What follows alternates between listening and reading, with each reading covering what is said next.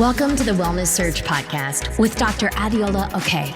Each week, we discuss our wellness journey with real people like you and me. We have conversations about food, fitness, mental health, financial wellness, and much more, so you can get back to the real you. To make sure that you're up to date with this and other wellness topics, visit wellnesssurge.com. Information presented here is for educational purposes only and is not intended to diagnose or treat any disease. Please do not apply any of the information presented here without first speaking with your primary care provider. Now, let's head on to the show. Hello, everybody. Welcome to the Wellness Surge podcast. My name is Dr. Adiola Oke, and we're going to be talking today about how to eat to live. Alrighty, so what are the main things we're going to discuss? One, foods that can prevent and possibly reverse disease. And then two, the one thing you can do starting today to prevent diseases. Alrighty, so a little snapshot about myself. Well, I've worn several hats in the healthcare field. I have a nursing degree. I was a nurse before. I have a public health degree. I'm a clinical pharmacy specialist. But I'm not a nutritionist. So what makes me qualified to talk to you about this today? Well, as a clinical pharmacy specialist, I work with patients to use their food choices to improve their health. So when it comes to using food choices to help improve diabetes, high blood pressure, cholesterol, and even possibly pain. So reducing foods that increase inflammation and reducing those diseases. Alrighty, so when it comes to eating to live, right, we have to talk about inflammation because research has shown that inflammation is the basis of many diseases associated with our modern lifestyle today. So what is inflammation? If you've ever cut your finger or you've ever been stung by a bug, you've experienced inflammation. So the familiar sensation of pain, redness, and things like that, that's all inflammation. Inflammation is the body's natural response to protect itself. That's it. But if this level of inflammation are too high, or if this inflammation keeps going, it goes on, and it's unchecked for a long time, it feels like your body is on fire, and this can lead to disease. Alrighty, so certain diseases associated with inflammation include diabetes, Alzheimer's. Some people actually consider Alzheimer's to be diabetes of the brain. Other diseases include chronic pain. So often these diseases can be prevented or reduced if you focus on eating certain foods and avoiding others. And that's what we're going to talk about today. So how can you eat to live? One, you got to be tenacious. So what does that mean? Well, there's junk food everywhere. Fast foods are way easier to buy and they contain artificial ingredients that make us want to eat more and make us want to feel good, right? But the golden nugget here is this. Did you know that over 60% of all chronic diseases can be prevented if you eat certain foods and avoid others? All right. So even though the junk food is everywhere, but our body needs us to treat it well and give it what it really needs. So in order to be tenacious, we need to adopt something called the anti-inflammatory diet. All right. So that's a little different, right?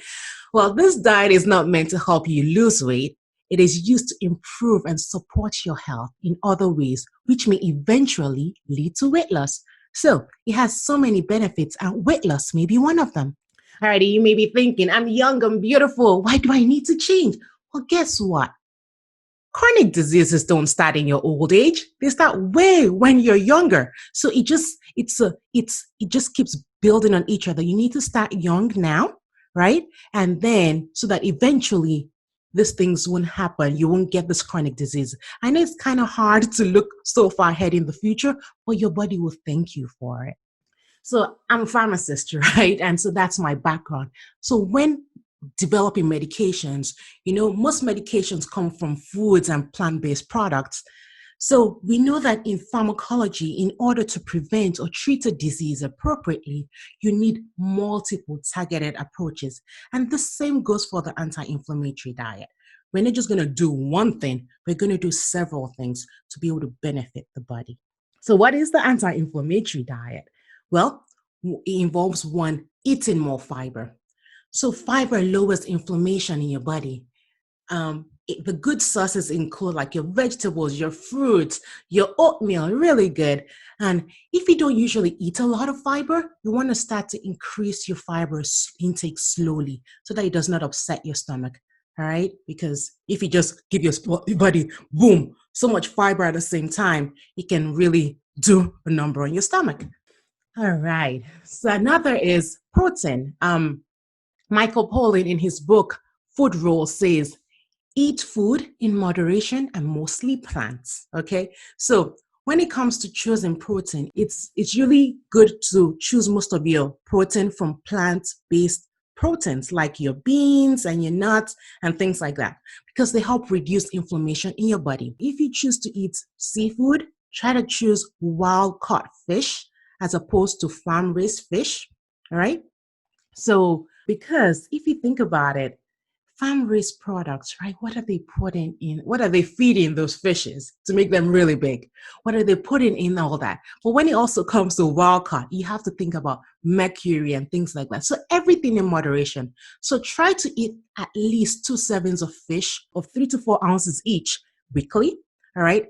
Fish oil supplements are also widely available. And a usual dose is about 1,000 to 2,000 milligrams per day. All right.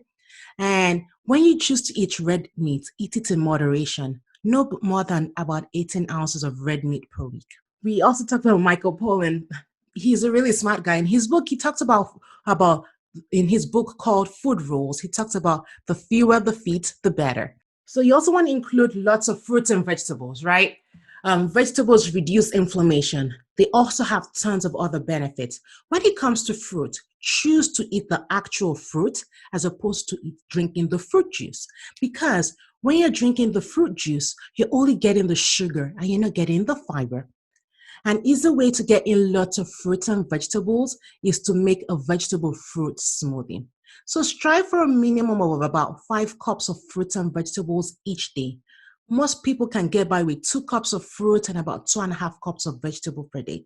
So if you're trying to figure out how much carb on fruit versus vegetables, it's usually in your best interest to have more vegetables than fruits, especially if you're a diabetic. And choose to cook with a lot of anti-inflammatory herbs and spices, such as like your cumin, your turmeric, your dried peppers. And then when it comes to fats, right? Fats, it's a different one and a difficult one. You want to just avoid trans fats because they cause inflammation. Basically, you should avoid foods that have the label partially hydrogenated oils on the label. Trans fats are often found in your margarine, your shortening, your cakes, donuts, and things like that. Naturally occurring trans fats are produced in the guts of some animals, right? And then these animals then produce things like your meat and your milk. So these animals may have some trans fats in them. These products, like the milk and the meat, may have some trans fats in them. On the other hand, artificial trans fats are made in an industrial process that adds hydrogen to the liquid vegetable to make it more solid. And this then increases the shelf life. So what does that mean? It just means that when they do it in the industry, it just makes the product last longer in your supermarkets, okay, as opposed to getting rancid really quickly. Fats, not all fats are bad. Fats are actually pretty good. But if you want to eat fats, choose to eat monosaturated fats. And they include like your avocado, your olive oil. Olive oil is known to reduce inflammation. It's known to reduce blood pressure, cholesterol, and blood sugar levels. So that's 5 bangs for your buck right there by just eating olive oil. Of course. Oh my gosh, bring up the chocolate. Eat dark chocolate. It has been shown that eating about 1.5 ounces or about 42 grams of dark chocolate daily decreases both inflammation and blood pressure. Alrighty. But if you want to eat dark chocolate, make sure you choose the one that has 70% or more of cacao in it. Okay. So not just any dark chocolate, but eat the right choice type of dark chocolate. So what is the other thing you need to do? Well, you need to choose one tip. We've talked about a lot today, but just choose one. You can choose to start with like the juice, right? Instead of drinking juice, a full glass of juice, you can say, let me do 1/4 water, 3/4 juice. And maybe when you get used to that, you can then say, half juice, half water. And then say, quarter juice, 3/4 water until you say, oh man, I can totally do without this juice, and just go with water and eat the actual fruit. So you can just choose one thing today, starting today to do. And when you get comfortable with that, you can then implement and add on based on the other things we've talked about. But choose one thing. Don't just make sure you choose one. All right. Alrighty, so keep in mind that compared to taking medications, the effects of foods and natural compounds work in a slower and more long-lasting way. You may not feel the effect immediately, but trust me, believe me, your body will thank you in the long run. All for the same, prevention is better than cure. Who is with me there? Okay, so we've talked about a lot today. Back in the days, I used to be the one that used to eat chocolate for breakfast, chips for lunch, and cereal for dinner.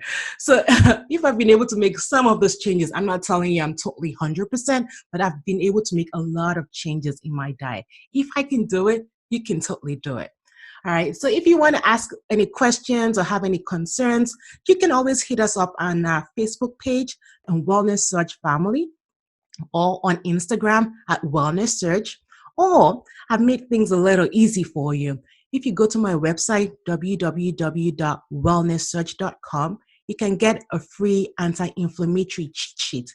It just tells you foods to take, foods you can eat, foods to avoid, foods to eat in moderation. And all you just need to do is a pop-up will come up, you put your email address in, and it will send you the anti-inflammatory cheat sheet. It's as easy as that. Alrighty, it was wonderful hanging out with you all today. You all have a wonderful week. I'll see you in the next video. Bye-bye.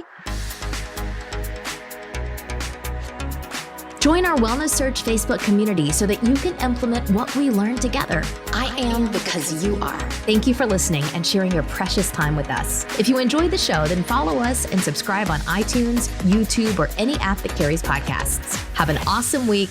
Best wishes to see you thrive.